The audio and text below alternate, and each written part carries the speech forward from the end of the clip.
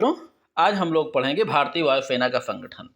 इसके बाद हम लोग पढ़ेंगे वायुसेना का अंतकालीन और युद्धकालीन संगठन। तो पहले हम पढ़ेंगे वायुसेना के संगठन, ठीक है। बाकी आप सबको मालूम है कि वायुसेना का जन्म तब हुआ जब से हवाई जहाज बना, ठीक है। हवाई जहाज किसने बनाया? सब लोग जानते हैं, राइट बंधुओं ने बनाया है, जो कि अमेरिकी नागरिक हैं, ठीक है। अब राइट बंधु कौन थे? दो भाई थे, जिसमें एक का नाम अर्बिल राइट, दूसरे का नाम बिल्बर राइट, ठीक है। क्योंकि दोनों का नाम नहीं दिया जाता, दो भाइयों ने मिलकर बनाया था अर्बिल और बिल्बर, ठीक है। तो इसीलिए इन दोनों को सीधे राइट बंधु ही कहा जाता है, राइट भाइयों ने, ठीक है। पर 1901 में राइट बंधुओं ने प्रथम उड़ान भरकर वायुयान के निर्माण के मार्ग को प्रशस्त किया, और उसी का ही परिणाम था कि 1903 में वायुयान का निर्माण भी कर दिया गया। वायुयानों की ही देन है, यानी विमानों की ही देन है कि खुला आसमान भी वायु क्षेत्र में या युद्ध क्षेत्र में तब्दील हो गया, क्योंकि यह मानव स्वभाव में ही निहित है कि जहां तक वह पहुंच पाएगा उस क्षेत्र को युद्ध क्षेत्र में बदल देगा। फिर क्या था, जो आसमान अभी तक युद्ध से सुरक्षित था, कहने का मतलब कि थल पर चलने के लिए मनुष्य पर्याप्त है, पैदल भी चल सकता है, गाड़ियों से भी चल सकता है, पहले घोड़ों से रथों से चल के लड़ता रहा थल पे, बाद में नौकाओं से लड़ता रहा, नौकाओं के बाद युद्ध क्या बोलते हैं, जलपोत हो गए, युद्ध पोत हो गए, पनडुब्बियाँ हो गई, विमानवाहक पोत हो गए, ये सब चीज़ें हालांकि ये सब चीज़ें बाद में निर्मित किए गए। लेकिन जब बड़े बड़े जलयान बने, जलयानों से भी जो है युद्ध होने शुरू हो गए। केवल आसमान बचा था, क्योंकि मनुष्य को उड़ना नहीं आता था। उड़ना उसने जैसे ही सीखा, यानी जैसे ही हवाई जहाज का निर्माण हुआ, उसने उड़ना भी सीख लिया, और जब उड़ना सीख लिया तो वहाँ भी लड़ाई का मैदान बना दिया उसने आसमान को भी। तो ठीक है, इसीलिए कहा जाता है कि वायुयानों ने युद्ध को त्रिदिशात्मक बना दिया। त्रिदिशात्मक का मतलब होता है युद्ध को तीसरी दिशा दिया उसने। तीसरी का मतलब भाई जल थल पहले से ही युद्ध क्षेत्र था, आसमान बचा था, अब आकाश में भी लड़ाई होनी शुरू हो गई। हमारे लड़ाकू विमान हो गए भाई, उड़ने वाले जो हवाई जहाज बने, हवाई जहाज के बाद अब परिवहन विमान, हर प्रकार के विशिष्ट कार्यों के लिए विशिष्ट प्रकार के विमान। भाई उड़ने वाला जब उपकरण बन गया तो सीधी सी बात, अंत में सब कुछ बना। हेलीकॉप्टर बना, विमान बना, ये क्या बोलते हैं, रॉकेट बना, अंत में प्रक्षेपास्त्र बन गए, ठीक है। लड़ाकू विमान बने, लड़ाकू विमान के विभिन्न क्वालिटीज बने, हर प्रकार के विमानों की विभिन्न प्रकार की क्वालिटियाँ, बहुउद्देशीय विमान भी बन गए जिससे हर कार्य किया जा सकता है, ठीक है। चलिए, तो कहने का मतलब युद्ध क्षेत्र में हवाई जहाज़ों ने आने के बाद युद्ध क्षेत्र में के रूप में एक खुले आसमान जो बचा था उसको भी लड़ाई का मैदान बना दिया, ठीक है। और वर्तमान समय में युद्ध को गतिशील बनाने वाले उपकरण लड़ाकू विमान, प्रक्षेपास्त्र, रॉकेट आदि हवाई उपकरण के निर्माण के ही परिणाम है, जिनके प्रयोग से किसी मार्ग की, यानी हवाई जहाज़ों को आसमान में चलने के लिए किसी मार्ग की आवश्यकता नहीं होती। खुला आसमान ही उनके विचरण का क्षेत्र है, जिस पर कभी रुकावट पैदा नहीं होता। वर्तमान समय में युद्ध की भयंकरता परमाणु हथियारों के साथ साथ इन्हें उड़ान भरने वाले उपकरणों पर आधारित हो गई है। यदि प्रक्षेपास्त्र और हवाई जहाज नहीं होते तो परमाणु बम का युद्ध में प्रयोग का कोई विकल्प ही नहीं था, ठीक है मित्रों। क्योंकि हाथों से बम का प्रयोग करने की क्षमता किसी में नहीं थी, क्योंकि परमाणु बम को क्या कोई सर पे लाद के ले जाता तो वो खुद भी मर जाता जहाँ पे ब्लास्ट होता।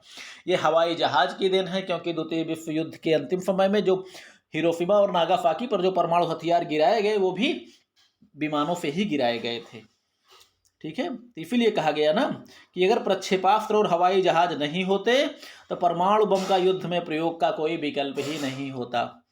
और वर्तमान समय वायुसेना के गठन के मूल में हवाई जहाज नामक उपकरण ही महत्वपूर्ण रूप से माना जाता है और इसी का योगदान है, ठीक है। भारतीय वायुसेना के मुख्यालय का संगठन, चलिए इसमें देख लेते हैं कि भारतीय वायुसेना के बारे में आप सब लोग परिचित हैं। भारतीय वायुसेना ये भी बिल्कुल अपने थल सेना की ही तरह, हालांकि बहुत अधिक विकास की अभी इसमें आवश्यकता है अन्य शक्तियों के मुकाबले, लेकिन फिर भी चौथी महाशक्ति के रूप में भारत स्थापित हो चुका है। भारतीय वायुसेना का संगठन इस प्रकार से किया गया है कि युद्धकाल और शांतिकाल दोनों ही परिस्थितियों में अपनी भूमिका का निर्वाह कर सके। तकनीकी विकास की ही देन है कि वर्तमान समय में वायुसेना का महत्व बढ़ गया है। भारतीय वायुसेना का मुख्यालय नई दिल्ली है। इसके मुख्य कमांडर को chief of the air staff कहा जाता है। इसका पद एयर चीफ मार्शल का होता है और यही वायुसेना के संगठन, निर्देशन, नियंत्रण, प्रबंध, संचालन आदि के लिए पूर्ण रूप से उत्तरदायी होता है। वायुसेनाध्यक्ष की सहायता के लिए मुख्यालय के अंतर्गत अधिकारियों का भी गठन किया गया है।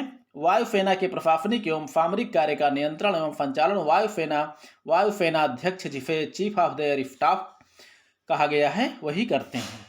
वायुसेनाध्यक्ष की सहायता के लिए 6 मुख्य अधिकारी होते हैं। कौन कौन से होते हैं आप देख सकते हैं। Vice chief of the air staff, जो वायुसेना उपाध्यक्ष होते हैं, इनका पद भी जो है एयर मार्शल रैंक का होता है। दूसरा है deputy chief of the air marshal, ये वायुसेना के सह अध्यक्ष होते हैं, इनका पद जो है एयर वाइस मार्शल का होता है। तीसरा है एयर ऑफिसर इंचार्ज एडमिनिस्ट्रेशन, इनका पद एयर वाइस मार्शल का होता है। एयर ऑफिसर इंचार्ज, ये पर्सनल, इनका पद भी एयर वाइस मार्शल रैंक का होता है। एयर ऑफिसर इंचार्ज मेंटेनेंस या रख रखाव जिसे कहते हैं। अगला है 6वां नंबर पे उड़ान सुरक्षा तथा निरीक्षण महानिदेशक होते हैं, ये इंस्पेक्टर जनरल रैंक का अधिकारी होता है। ठीक है। अब भारतीय वायुसेना अध्यक्ष 5 लड़ाकू एवं 2 समर्थन कमानों में संगठित किया गया है, जो इस प्रकार है, यानी 7 कमानों में भारतीय वायुसेना संगठित किया गया है। जैसे देख सकते हैं, पहला नंबर है लड़ाकू कमान कौन कौन से हैं। पश्चिमी वायुसेना कमान मुख्यालय नई दिल्ली है। पूर्वी वायुसेना कमान, इसका मुख्यालय शिलांग यानी मेघालय की राजधानी शिलांग। दक्षिणी वायुसेना कमान मुख्यालय तिरुवनंतपुरम, जो केरला की राजधानी है। मध्य वायुसेना कमान मुख्यालय प्रयागराज, जो उत्तर प्रदेश में है। और हाँ, दक्षिण पश्चिम वायुसेना कमान इसका मुख्यालय जोधपुर में है। ठीक है। 2 समर्थन कमान, ये 6वां नंबर है। वो प्रशिक्षण कमान मुख्यालय बंगलौर, जो कर्नाटक की राजधानी है। 7वां मेंटेनेंस या रख रखाव कमान मुख्यालय नागपुर, ये महाराष्ट्र में है। ठीक है। अगला है भारतीय वायुसेना मुख्यालय का संगठन इस प्रकार है कि संगठन में परिवर्तन होता रहता है। ठीक है। एयर चीफ मार्शल वायुसेना अध्यक्ष, मुख्यालय HQ चीफ ऑफ ऑफिसर। ठीक है। वायुसेना मुख्यालय का संगठन इस प्रकार है। ठीक है। लेकिन संगठन में परिवर्तन भी होता रहता है, इस तरह समझा जाए। जिसमें है एयर चीफ मार्शल वायुसेना अध्यक्ष, मुख्यालय HQ हेडक्वार्टर कहा जाता है। चीफ स्टाफ ऑफिसर, इसमें होते हैं vice chief of air staff air marshal, deputy chief of the air staff air vice marshal, air officer in charge administration air vice marshal, air officer in charge maintenance air vice marshal. अब यहाँ पर हम लोग पढ़ेंगे मुख्यालय मुख्य रूप से एयर चीफ मार्शल वायुसेना अध्यक्ष। ठीक है। Air chief marshal air staff, ये एयर मार्शल रैंक का अधिकारी होता है। इसका प्रमुख कार्य नीतियों तथा योजनाओं का निर्धारण करना होता है तथा प्रशिक्षण प्रणालियों का विकास भी यही करता है।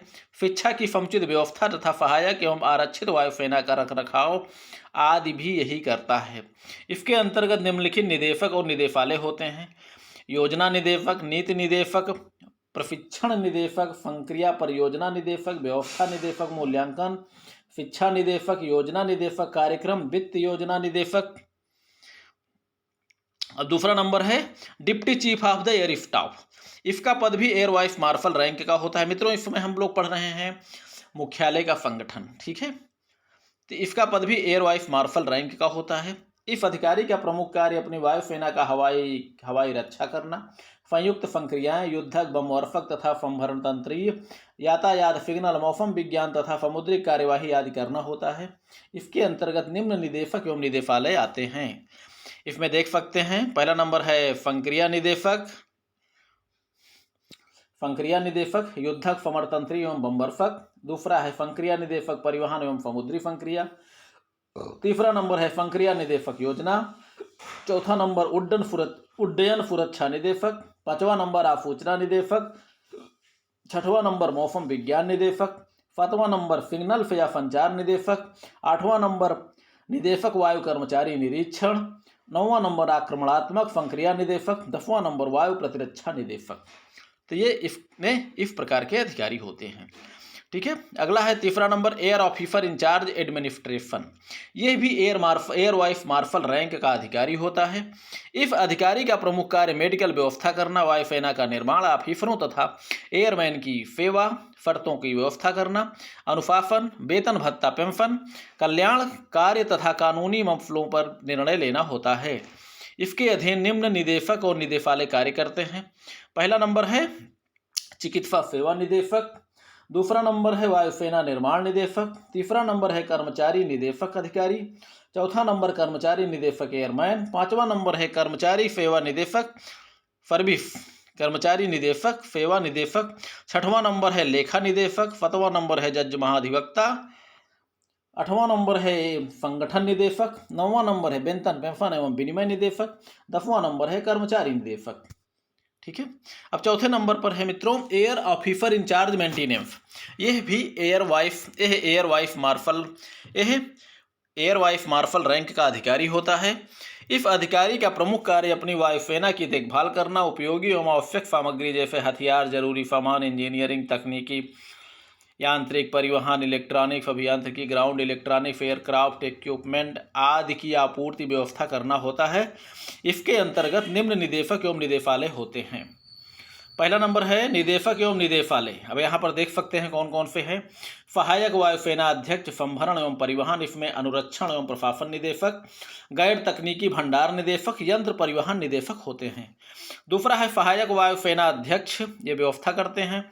थलीय इनके अंतर्गत होते हैं थलीय इलेक्ट्रॉनिक्स निदेशक, शस्त्रास्त्र एवं हथियार सुरक्षा निदेशक, इंजीनियरिंग एवं सहायक निदेशक। तीसरा नंबर है सहायक वायुसेना अध्यक्ष, इंजीनियरिंग या अभियंत्रण हो सकता है। इनके अंतर्गत होते हैं इंजीनियरिंग निदेशक ग्रुप ए। इसके अंतर्गत सोवियत विमानों को रखा गया है मिग श्रेणी की, लगभग 21, 23, 25, 27 और 29। दूसरा नंबर है इंजीनियरिंग निदेशक ग्रुप बी। इसके अंतर्गत पश्चिमी देशों से आयात विमानों को रखा गया है, जैसे Gnat, Jaguar, Canberra, Mirage, Rafale आदि ये सब रखे गए हैं। तीसरे नंबर पर है इंजीनियरिंग निदेशक ग्रुप सी। इसके अंतर्गत भारत में निर्मित एवं कुछ ब्रिटिश विमानों को रखा गया है, जिसमें अजीत, चेतक एवं चीता हेलीकॉप्टर आदि इसमें आते हैं। भारतीय वायुसेना के मुख्यालय का संगठन अत्यंत विस्तृत है, जिसके द्वारा सभी कार्यों का संपादन सही एवं सरल ढंग से किया जा सकता है। इसके सभी विमानों के एक निदेशक नियुक्त करके उसका नियंत्रण, निर्देशन एवं प्रबंध का उत्तरदायित्व उनको दे दिया गया है। इसमें सबसे बड़ा लाभ यह है कि किसी भी आक्रमण की दफा में या आक्रमण से सुरक्षा की स्थिति में शीघ्रता से समस्याओं का समुचित समाधान किया जा सकता है। वायुसेना अध्यक्ष अपने अधीन वरिष्ठ अधिकारियों की सहायता से विभिन्न विभागों के द्वारा हर परिस्थिति का शीघ्रता से समाधान हेतु तत्पर रहते हैं। इसी कारण हमारी वायुसेना हर परिस्थिति में शत्रु से मुकाबले के लिए चौकन्ना रहती है। तो मित्रों इसमें बहुत कुछ समझाना नहीं है, जो भी है सरल भाषा में ही है। कोई चीज़ अगर नहीं आता है, नहीं समझ में आता है तो आप लोग कमेंट जरूर करेंगे। ठीक है, चलिए पढ़िए लिखिए, मस्त रहिए, खुश रहिए। बाकी मित्रों लाइक और सब्सक्राइब का ध्यान आप लोग विशेष दीजिए। ठीक है, ओके मित्रों।